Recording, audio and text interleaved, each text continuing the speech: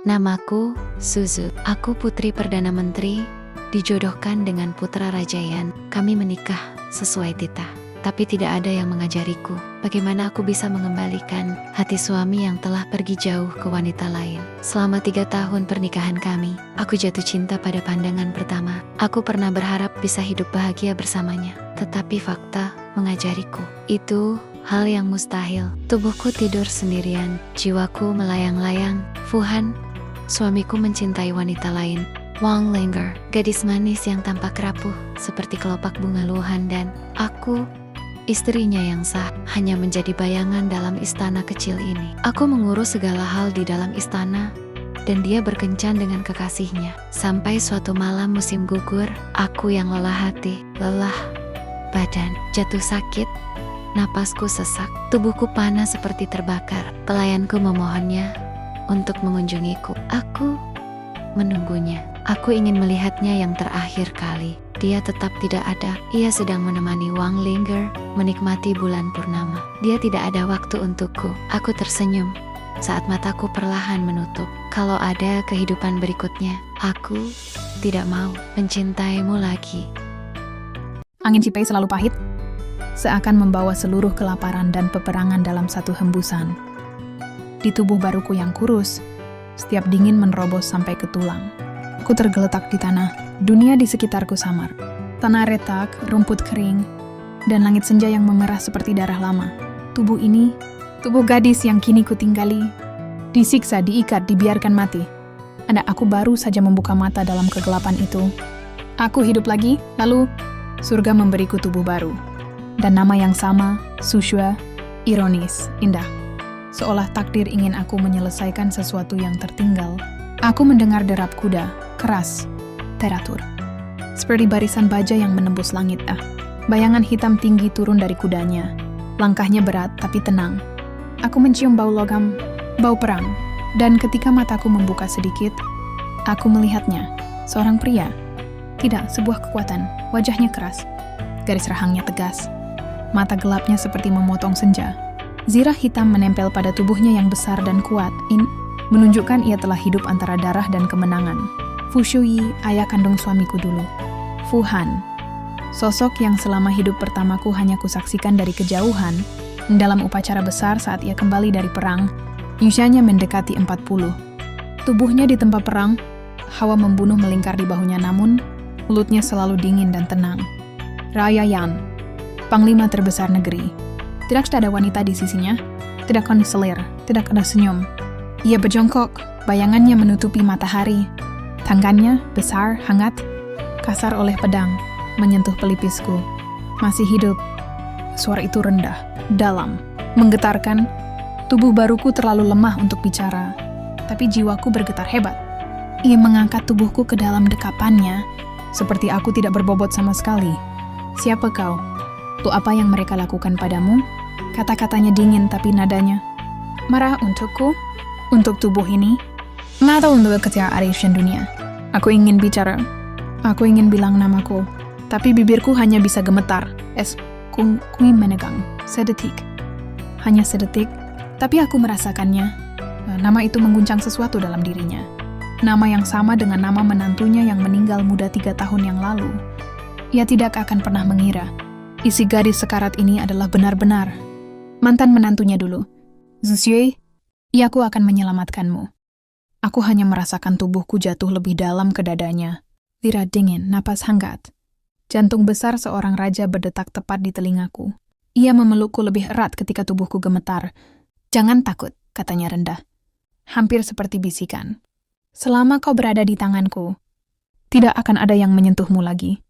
Dan malam itu, di bawah langit Cipei yang berangin, aku bersumpah jika aku selamat, aku akan membuat pria brengsek yang pernah menghancurkan hidupku itu menyesal dan harus tiap hari menyapaku Ra, Ibu. Aku tidak pernah membayangkan akan kembali ke ibu kota seperti ini. Diselamatkan oleh pria paling berbahaya di negeri ini dan dibawa ke rumahnya. Ketika aku sadar, aku sudah berada di atas kereta kuda, dibungkus selimut hangat. Meski mukanya agak dingin, tapi dia merawatku dengan teliti. Dia rencana mengantarkan aku pulang. Tapi aku sudah tak ada rumah. Tak ada siapa-siapa, gadis muda yang kasihan. sendirian dan bahaya. Menghela napas, dia memutuskan membawaku pulang sambil berobat di rumahnya. Selama perjalanan aku mulai terbiasa ada dia di dekatku. Kuda-kuda berjalan pelan di jalan berbatu menuju kediaman keluarga Fu. 3 tahun tidak kembali, rumah itu berubah sedikit, tapi aku mengenal setiap sudutnya. Dulu aku nyonya muda pewaris keluarga. Sekarang aku datang sebagai tamu tak dikenal Rajayan. Ada ironi manis di sana. Rombongan besar memasuki halaman utama. Para pelayan berlutut bersamaan. Kami menyambut kembalinya Yan Wang. Fu Shui turun dari kudanya dan memberikan tangannya membantuku turun dari kereta. Aku merasakan bisikan di sekeliling. Mereka tidak pernah melihat sang raja bersama wanita manapun. Aku mendengar suara yang kukenal. Fu Ganta Mongding Air, istri barunya. Ananda menyambut ayah pulang ke rumah. Apa yang terjadi? Siapa Gadi?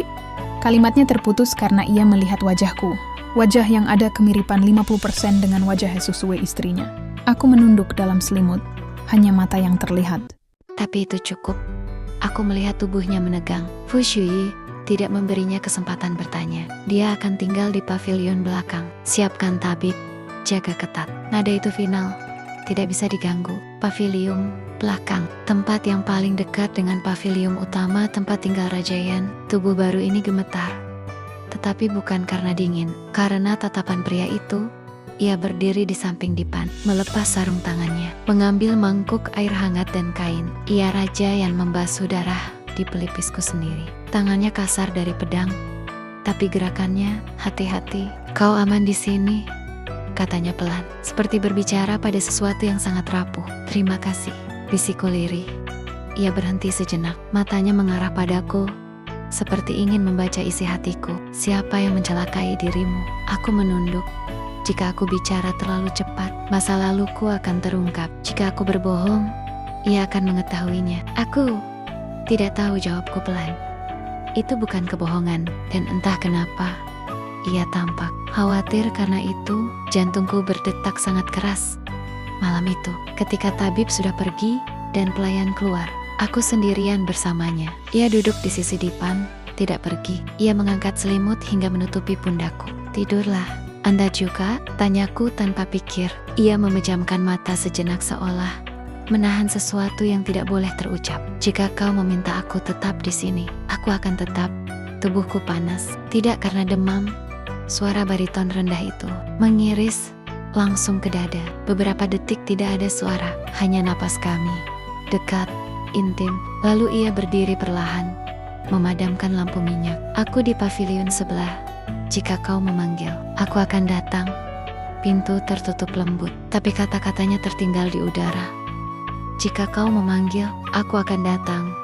Dan anehnya, di tengah luka dan kebingungan, hatiku yang pernah mati terasa sedikit hidup lagi. Tidak lebih dari hidup.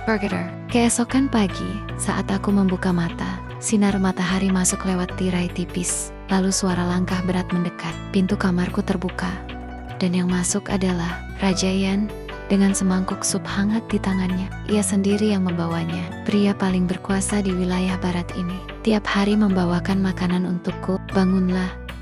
Saatnya makan. Terima kasih Wang Ye. Tidak pernah ada orang yang begitu baik padaku seperti Anda. Aku memegang tangannya merasa terharu. Pria itu menegang tapi tidak menepisnya. Aku diam-diam tersenyum dalam hati. Pintu masih terbuka sedikit. Aku bisa melihat Fuhan berdiri di luar. Matanya membesar ketika ayahnya menyuapi aku dengan sendok kayu. Tatapan yang tidak bisa ia pahami, menggunjang batinnya tanpa alasan. Ah, betapa indahnya awal kisah ini.